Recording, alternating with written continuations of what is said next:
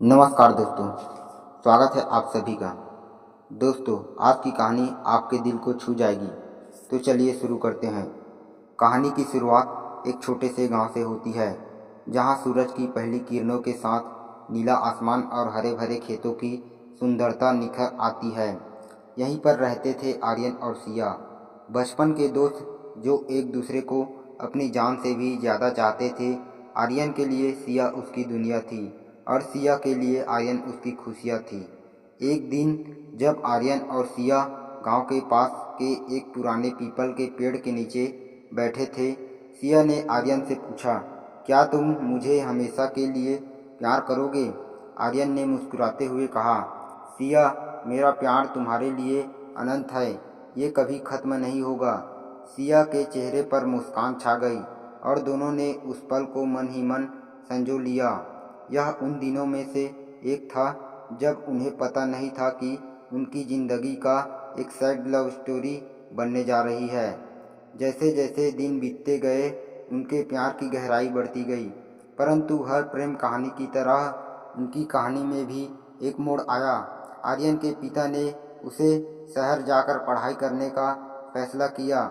आर्यन के लिए यह एक कठिन समय था, लेकिन उसने सिया से वादा किया कि वह जल्दी ही लौट आएगा। यह वादा करने रिश्ते का एक अहम हिस्सा बन गया और सैड लव स्टोरी का आरंभ बन गया। आर्यन के जाने के बाद सिया हर रोज़ उस पीपल के पेड़ के नीचे बैठकर उसकी राह देखती रही। वह दिन रात बस आर्यन के वापसी का इंतज़ार करती रही। उसने अपने दिल से कभी भी इस स्टोरी जैसी त्रासदी की कल्पना नहीं की थी, लेकिन हर गुजरते दिन के साथ उनकी आंखों में चमक कम हो जाती थी। शहर में आर्यन ने अपनी पढ़ाई में खुद को व्यस्त कर लिया, लेकिन उसकी आत्मा का एक हिस्सा हमेशा सिया के साथ गांव में ही था। वह हर रोज़ उसे पत्र लिखता, लेकिन एक दिन जवाब नहीं आया। उसने सोचा कि सिया नाराज़ हो गई है, लेकिन वह नहीं जानता था कि सिया के जीवन में एक तूफान आने वाला है। वह तूफान उनकी स्टोरी को और भी गहरा बना देगा। गांव में सिया के माता पिता ने उसकी शादी तय कर दी थी। सिया ने बहुत विरोध किया, लेकिन परिवार के दबाव में आकर उसने अपने प्यार का बलिदान दे दिया। आर्यन को यह खबर बाद में मिली, जब वह गांव लौटने के लिए तैयार कर रही थी। उसके लिए यह एक स्टोरी की तरह था जिसे वह कभी लिखना नहीं चाहता था। उसने महसूस किया कि उसकी ज़िंदगी की सबसे बड़ी खुशी उससे दूर जा रही है। आर्यन ने गांव पहुंचकर देखा कि सिया की शादी हो चुकी है। उसने सिया से मिलने की कोशिश की, लेकिन सब व्यस्त था। वह पीपल के पेड़ के नीचे बैठकर रोया, जहां उन्होंने अपनी अनगिनत यादें बनाई थी। यह वह स्थान था जो उनकी इस स्टोरी का मुख्य गवाह बन गया था। समय बीतता गया, लेकिन आर्यन का प्यार कभी कम नहीं हुआ। वह अक्सर उस पीपल के पेड़ के पास जाता और अपनी अधूरी प्रेम कहानी को याद करता।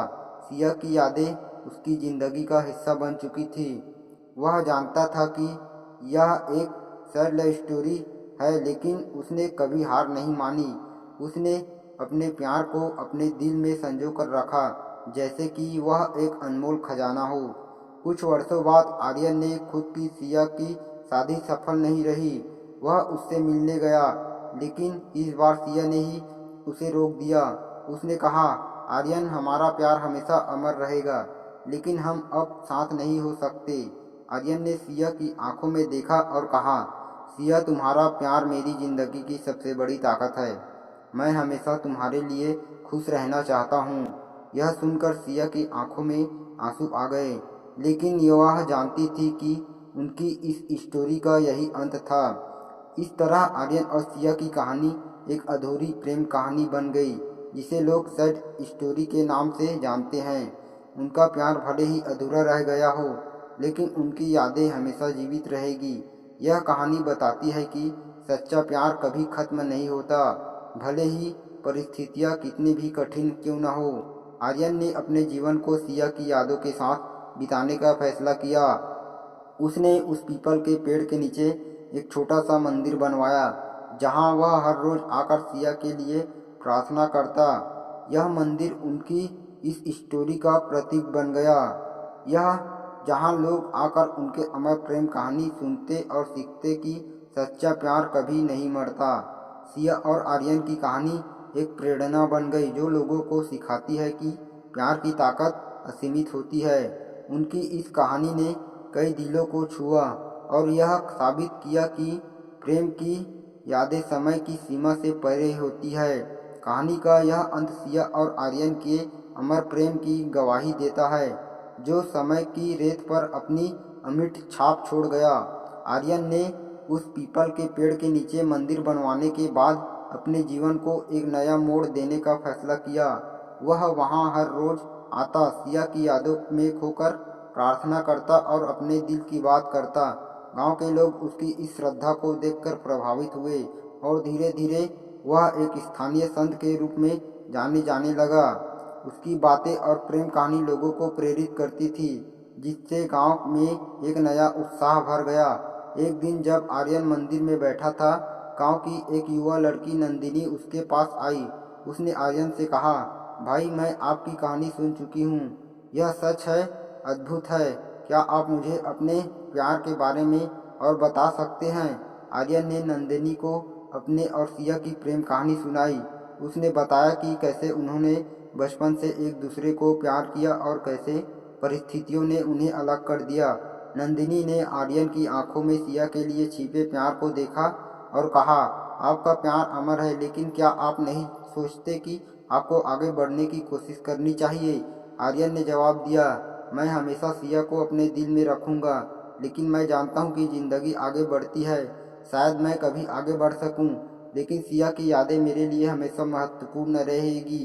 नंदिनी ने आर्यन की बातों को ध्यान से सुना और कहा, आपकी कहानी सच में प्रेरणादायक है। अगर आप चाहें तो मैं आपकी मदद कर सकती हूँ। हम मिलकर गांव में एक कार्यक्रम आयोजित कर सकते हैं, जहां लोग प्यार और ईमानदारी की ताकत के बारे में जान सके। आर्यन ने नंदिनी के प्रस्ताव पर विचार किया। उसने सोचा कि यह एक अच्छा विचार हो सकता है। अगर यह अपनी कहानी से दूसरों को प्रेरित कर सके तो शायद सिया की यादें और भी जीवित रहेगी। इस प्रकार उन्होंने गांव में प्यार का उत्सव आयोजित करने का निर्णय लिया। इस कहानी में प्यार का उत्सव गांव में एक बड़ी घटना बन गया। आर्यन और नंदिनी ने मिलकर इसे बड़े धूमधाम से मनवाने की योजना बनाई। उन्होंने गांव के हर घर में जाकर लोगों को आमंत्रित किया। उत्सव में गीत, नृत्य और प्रेम की कहानियां सुनाई जाने लगी। यह एक ऐसा मौका था जब सभी ने प्यार की ताकत को महसूस किया। उत्सव के दिन आर्यन ने सिया की याद में एक विशेष पूजा की। उसने सिया की पसंदीदा फूलों की माला बनाई, उसे मंदिर में चढ़ाया। उस दिन गांव के सभी लोग आर्यन की इस भावना को समझते हुए उसके साथ खड़े हुए। जब आर्यन ने अपनी कहानी फिर से सुनाई तो उसकी आंखों में आंसू थे। उसने कहा, सच्चा प्यार कभी नहीं मरता, यह हमेशा हमारे दिलों में जीवित रहता है। उसके शब्दों ने लोगों के दिलों को छू लिया और सभी ने उसके प्रति सम्मान व्यक्त किया। उत्सव के अंत में नंदिनी ने आर्यन से कहा, आपकी कहानी ने मुझे सिखाया कि प्यार की ताकत अद्भुत होती है, लेकिन क्या आप नहीं सोचते कि आगे बढ़ना भी महत्वपूर्ण है? आर्यन ने गहरी सांस ली और कहा, हाँ, मैंने यह समझा है। मैं सिया को कभी नहीं भूलूंगा, लेकिन मुझे यह भी समझना होगा कि जिंदगी चलती रहेगी। शायद कोई दिन मैं हम अपने दिल में एक नई शुरुआत कर सकूं। इस कहानी का समय बीतता गया और आर्यन ने धीरे धीरे नंदिनी के प्रति एक विशेष आकर्षण महसूस करना शुरू किया। नंदिनी की मासूमियत और उसका समर्पण उसे बहुत भाता था, लेकिन आर्यन के दिल में हमेशा सिया का प्यार जीवित था। वह कभी भी सिया को भुला नहीं सका। कुछ महीनों बाद आर्यन और नंदिनी ने एक दूसरे के लिए अपने दिल की बात कहने का निर्णय लिया। एक शांत शाम को जब उन्होंने गांव के पुराने पीपल के पेड़ के नीचे बैठकर बातें की, आर्यन ने कहा, नंदिनी, तुमने मेरे जीवन में एक नई रोशनी लाई है। मैं तुम्हारे साथ आगे बढ़ना चाहता हूँ, लेकिन मैं सिया को कभी नहीं भूलूंगा। नंदिनी ने मुस्कुराते हुए कहा, मैं समझती हूँ आर्यन, सच्चा प्यार कभी खत्म नहीं होता। मैं चाहती हूँ कि तुम सिया की यादों को अपने दिल में रखो, लेकिन मुझे भी अपने प्यार का एक मौका दो। आर्यन ने नंदिनी को देखा और उसके हाथ को थाम लिया। उसने महसूस किया कि सच्चा प्यार निभाने के लिए कभी कभी हमें अपने दिल की बात सुननी पड़ती है। उस पल उसने तय किया कि वह सिया की यादों के साथ साथ नंदिनी के प्यार को भी अपने दिल में जगह देगा। इस प्रकार आर्यन ने अपनी जिंदगी में एक नया अध्याय शुरू किया। उसने सिया की यादों को अपने साथ रखा, लेकिन नंदिनी के प्यार को भी अपने जीवन में स्वीकार किया। यह एक नई शुरुआत थी, जहां सच्चे प्रेम की गहराई एक बार फिर से महसूस हुई। आर्यन की कहानी अब सिर्फ एक कहानी नहीं थी, बल्कि यह एक प्रेरणा बन गई थी कि कैसे प्यार हमेशा आगे बढ़ने की ताकत देता है। प्यार कभी खत्म नहीं होता, यह केवल नए रूपों में बदलता है। आर्यन ने अपने जिंदगी को एक नई दिशा दी और यह साबित किया कि सच्चा प्यार हमेशा हमारे साथ रहता है, चाहे परिस्थिति कैसे भी हो।